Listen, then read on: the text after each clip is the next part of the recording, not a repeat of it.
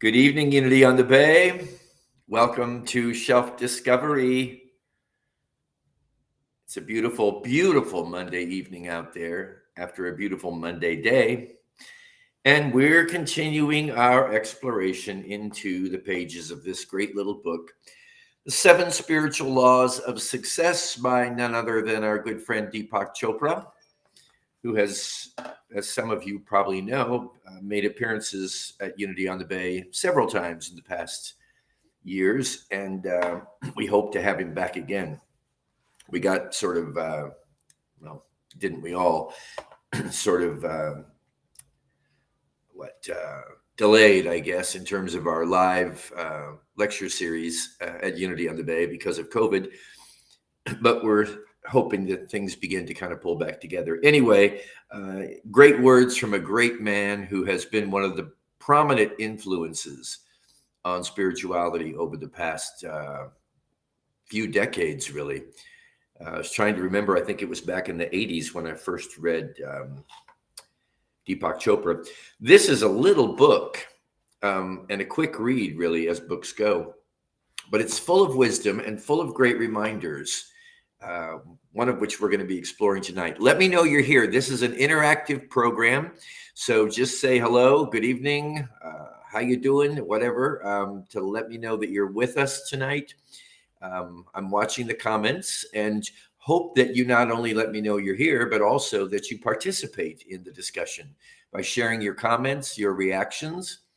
It never matters to me whether you agree with the material or not, or whether you agree with me or not. It's not what it's about. It's about coming together to share perspectives and allowing ourselves to be impacted by one another. You know, so often in life, it seems like we have our positions, we have our vantage points, our perceptions, and that's it. We cast them in stone, and we don't want to be impacted. But I really believe one of the reasons we're all here is to impact each other through our thoughts, whether we agree or whether we disagree. And good evening, Daisy. Glad you're here. Aloha to you. Hi, Pam. Nice to have you here. Thanks for letting me know you're here. And if you're watching and you're participating tonight, post something in the chat so that I am aware of your presence, because that's really the only way I know that you're with us tonight. Hi, Nancy. Great to have you here. It was great to see you yesterday.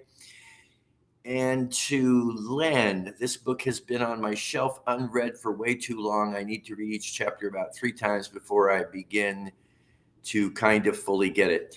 You know, thank you for that comment because, let's see, it's Lee. Did I say Len? I meant Leo. I sometimes don't read the screen very well, but glad you're with us. And yeah, you know, there are books that do hang out on the bookshelf for a while. And in the case of Deepak, frankly, I don't think he's always easy to understand.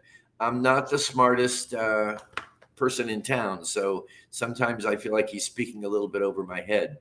But if I persist, just like I did with tonight's chapter, what I find is there's always nuggets of gold contained. Hi, Irene. Hi, Dale. Lots of loving thoughts your way, my friend. Tonight and always. So tonight we are on the 5th of the 7 spiritual laws of success, that being the law of intention and desire.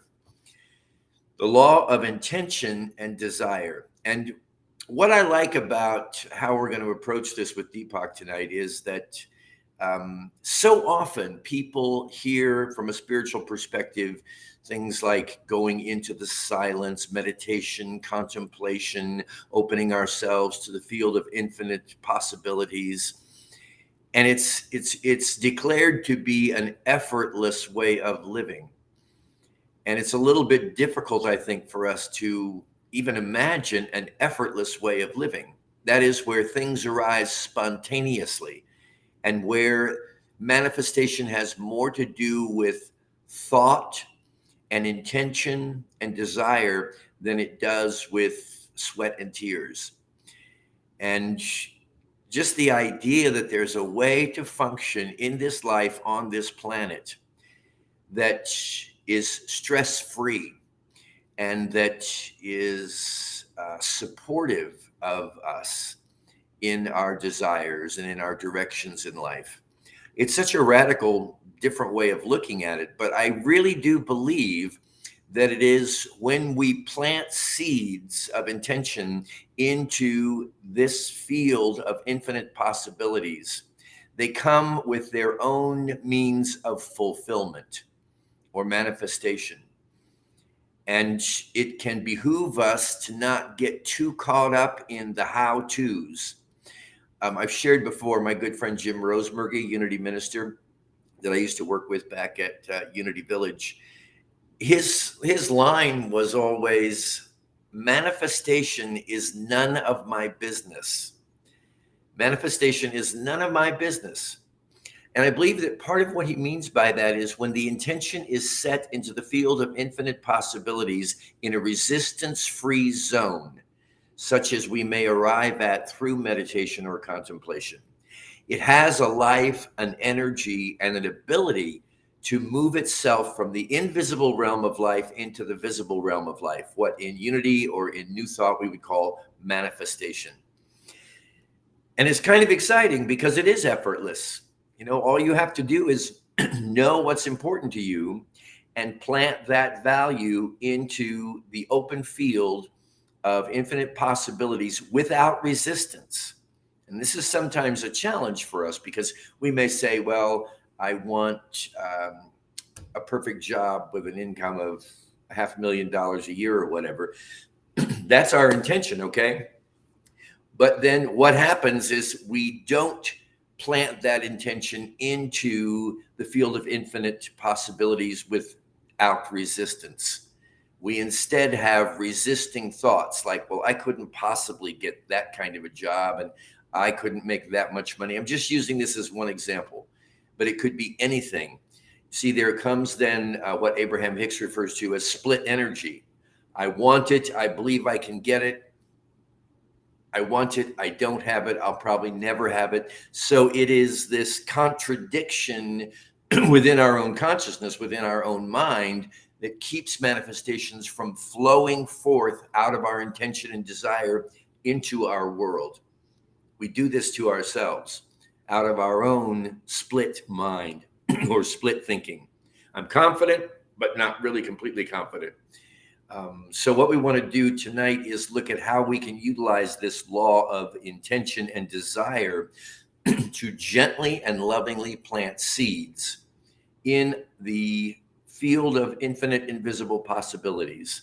Plant seeds and then trust that those seeds are going to bear fruit, that they're going to grow. And we're not going to go back and dig up the soil and look and see how they're doing. We're going to trust in this process that once we've planted that seed of intention in a field, a resistance-free field, that it comes forth with ease, grace, glory, and power.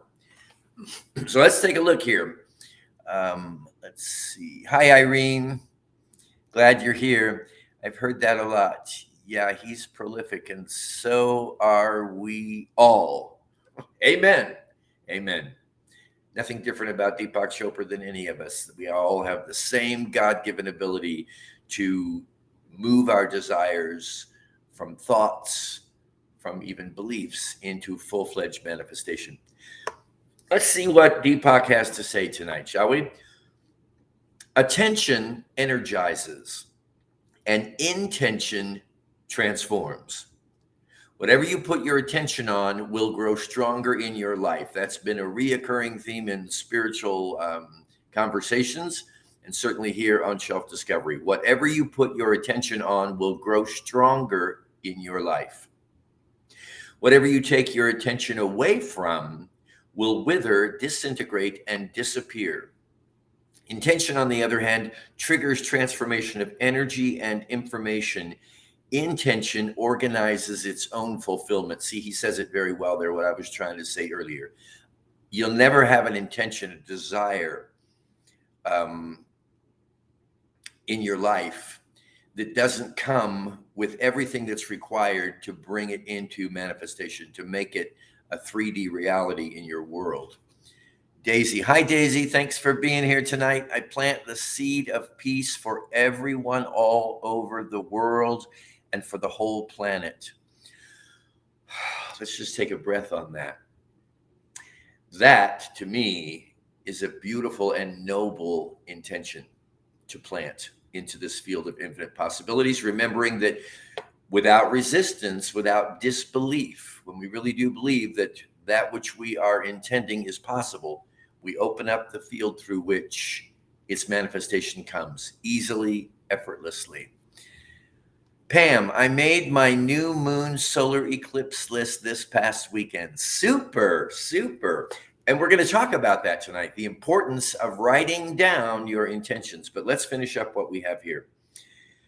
The quality of intention on the object of attention. Let me say that again. The quality of intention on the object of attention will orchestrate an infinity of space-time events to bring about the outcome intended, provided one follows the other spiritual laws of success. This is because intention in the fertile ground of attention has infinite organizing power. Infinite organizing power means the power to organize an infinity of space-time events all at the same time. We see the expression of this infinite organizing power in every blade of grass, in every apple blossom, in every cell of our body. We see it in everything that is alive. Hi, Cindy. Right, or you wouldn't have thought of it. Amen. Amen. Yeah, I like that. Thank you, Cindy. Kind of like you, you know. So I appreciate your being here tonight. Always appreciate your being here. Let's take a look at the formula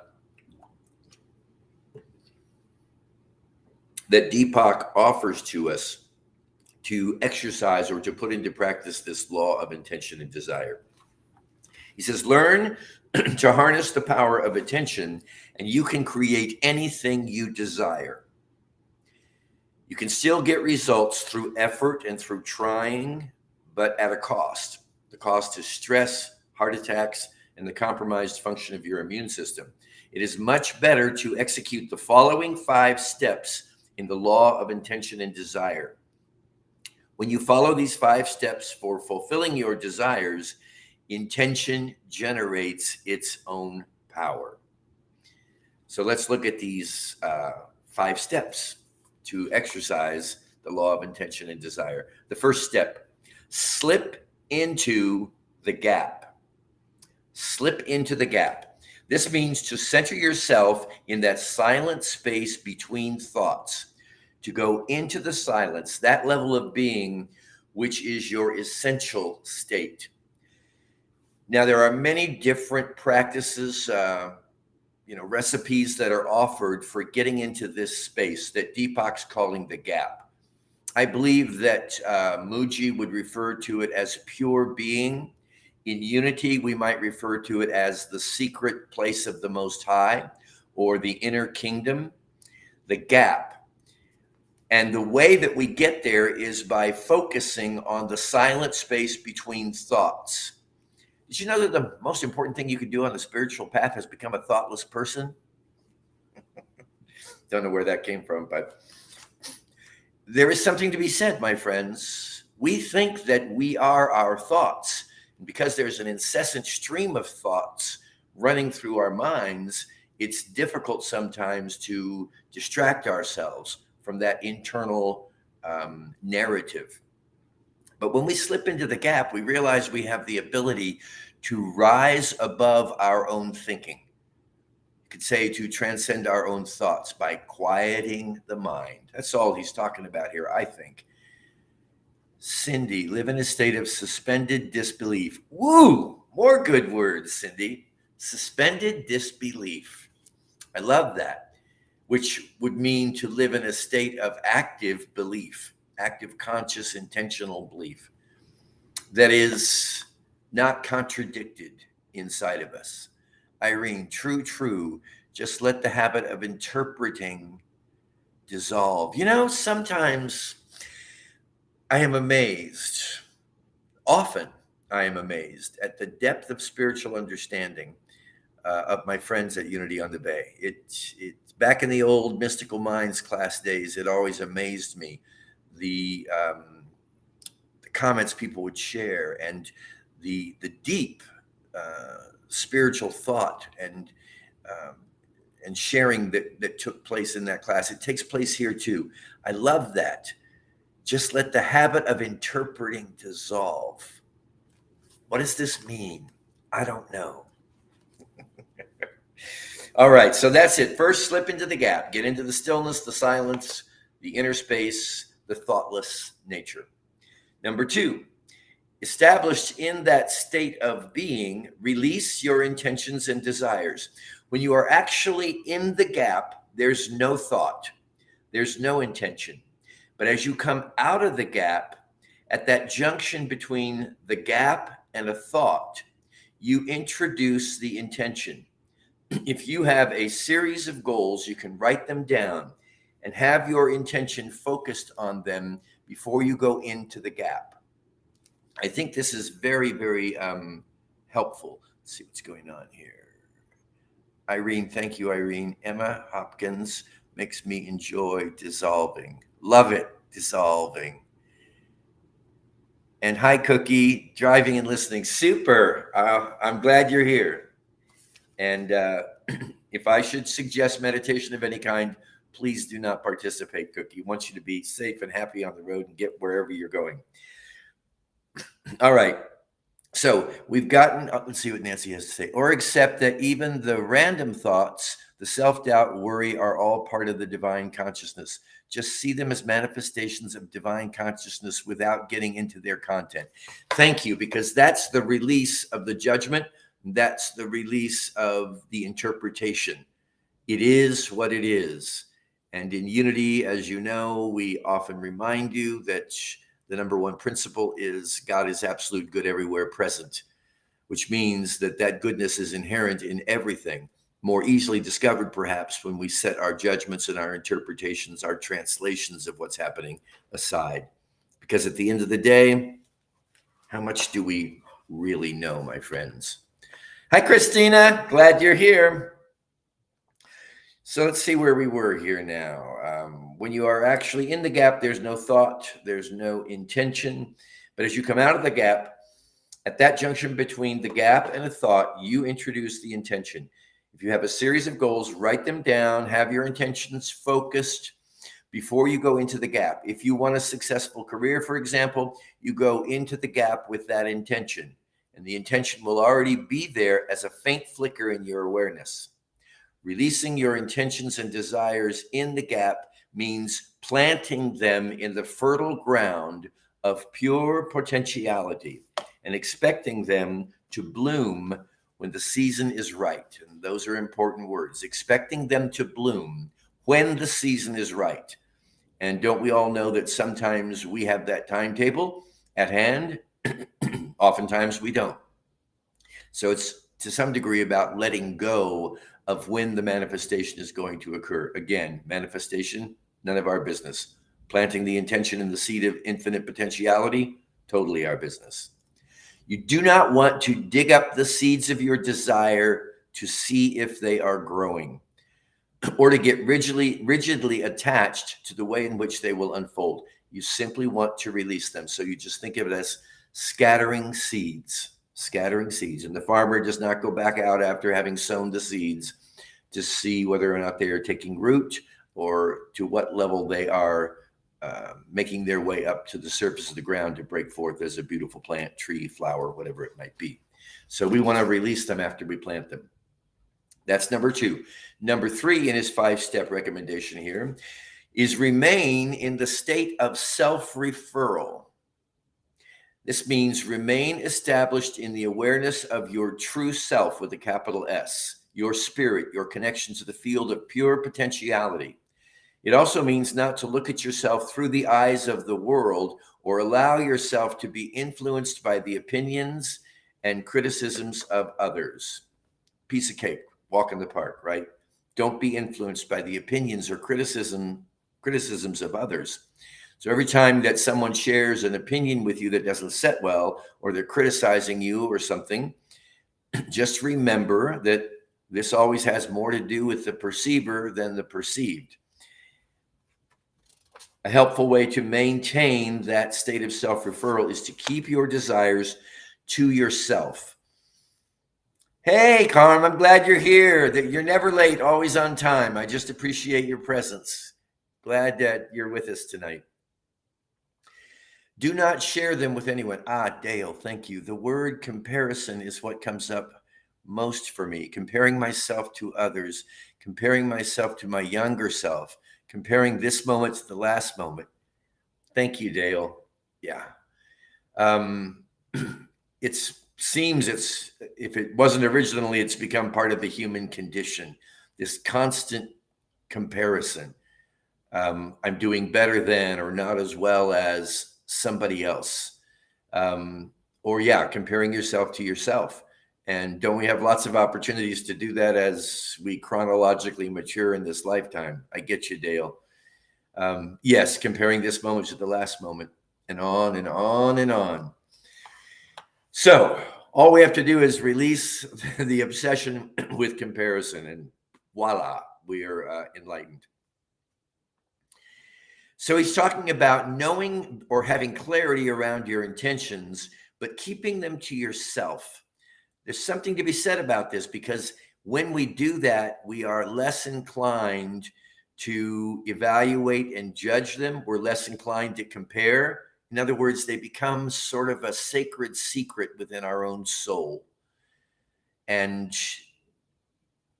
we don't share them because we don't want to expose them to other people's opinions or judgments. Nancy, love yourself tenderly, Dale, through it. Breathe, observe, and it will dissolve.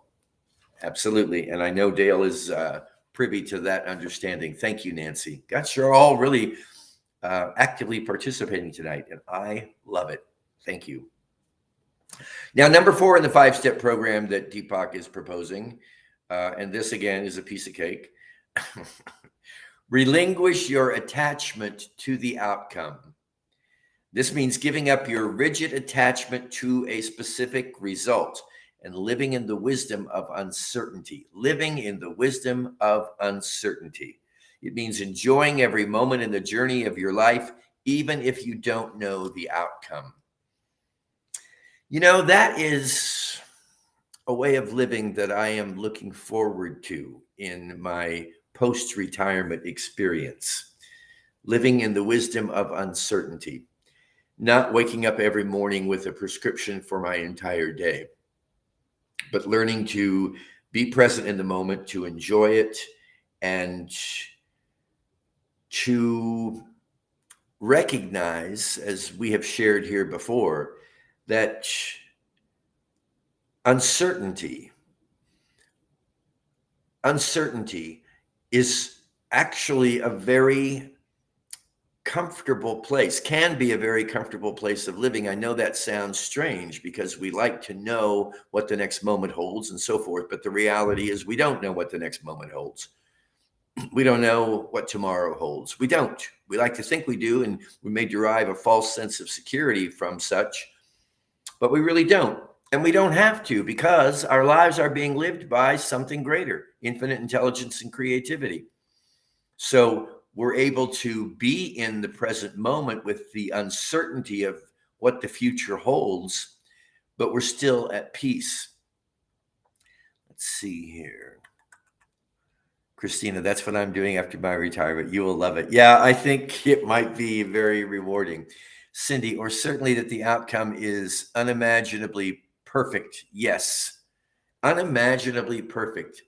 So a lot of times our projections or our predictions about what the future holds may be holding us back from something much greater and much grander. We set the intention, and then we realize it's none of our business to necessarily even fertilize that. We already planted it in infinite potentiality, and certainly not to judge the way it needs to come forth into our world. Set the intention, trust, let it go.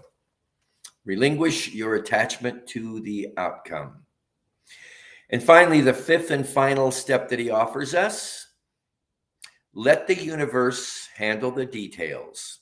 Your intentions and desires, when released in the gap, have infinite organizing power. Trust that infinite organizing power of intention to orchestrate all the details for you. I really like that because, so often we get caught up in the minutia of life, the mechanics of how the things that we aspire to achieve and experience are going to come into play. And what he's talking about here is that there's an infinite number of ways in which your inner power can orchestrate the manifestation of something that you want. And you're probably, and I'm probably not even aware of, but a small portion of it. So this comes back to trusting, to letting go, and knowing that there's an organizing power behind our intention that will bring it effortlessly and effectively into our life's experience. He summarizes at the end of the book here. Yep. Got it, Cindy. Yep. He summarizes, and I'll just run through this real quickly as we wrap up this evening. I'll make a list of all my desires. I will carry this list with me wherever I go. I will look at this list before I go into my silence and meditation. I will look at it before I go to sleep at night. I will look at it when I wake up in the morning. 2, I will release this list of my desires and surrender it to the womb of creation, trusting that when things don't seem to go my way, there is a reason, and that the cosmic plan has designs for me much grander than even those I have conceived. Pam, I am retired too, mostly, and I love it, as well as more time for spiritual classes. Yeah, Pam. I'm glad. I'm looking forward to it, and you're helping me to look forward to it. And finally, I will remind myself to practice present moment awareness in all my actions. I will refuse to allow obstacles to consume and dissipate the quality of my attention in the present moment. I will accept the present as it is and manifest the future through my deepest, most cherished intentions and desires. That's a whole nother episode of Shelf Discovery that I wouldn't need a book for. Just remembering this great power, my friends, the great power that we are, the great power to no longer be imprisoned by our mind, but to be liberated by our mind. The same mind that imprisoned us by tightening our grip on things and leading us to believe that we had to make things happen in the world, that same mind can be liberated. And when it is, and when it opens itself to this realm of infinite, invisible possibilities, we begin to really get a handle on what is truly most important to us. It's almost like there's a period of metaphysical practice where we may, and I'm not putting this down, but it's like, can I use the power of my mind to get a new automobile? Can I use the power of my mind to get a better job? Can I use the power of my mind to achieve my personal ambitions? And we get that, it's like a practice period, because we begin to realize, yeah, I can do all of that. But then what is it really that I want to do? And that's why I loved what we heard from earlier about the intention of world peace, the intention of moving through an entire 24-hour period from a consciousness of peace, ending the internal conflict, the war, and the battle. You see, when we get down to it, oftentimes the things that we think we are most desiring are not the things we're most desiring. In fact, sometimes they are an attempt to distract us from the things that we most desire. And I think at the end of the day, what every one of us really wants is a peaceful mind and a peaceful heart and a peaceful life. We want to experience love. We want to be open vessels through which love is poured out and into. We want to have more joy in our life. We don't often know exactly what it's going to be that needs to take place in our life to move us into those experiences. But at the end of the day, that's what I think we're all looking for. So as we wrap our program up tonight, give some thought in the evening hours. What is it that I really desire? And not what is my conditioning desiring for me, but what is it that I really desire? What's the longing of my heart? Nancy, our peace affects the cosmic fabric that supports and connects us. Nancy, write a book. Those are beautiful words. Our peace affects the cosmic fabric that supports and connects us. And that's a beautiful note to end our experience on tonight, my friends. Thank you so much for being with me. Next week, we're going to delve into the law of detachment. Again, continuing our series on the 7 spiritual laws of success. Have a beautiful evening. Have a wonderful week. I never can thank you enough for joining me. I love you all from the bottom of my heart. And I'll see you again next week, Monday night, 6 p.m. Shelf Discovery. Be well.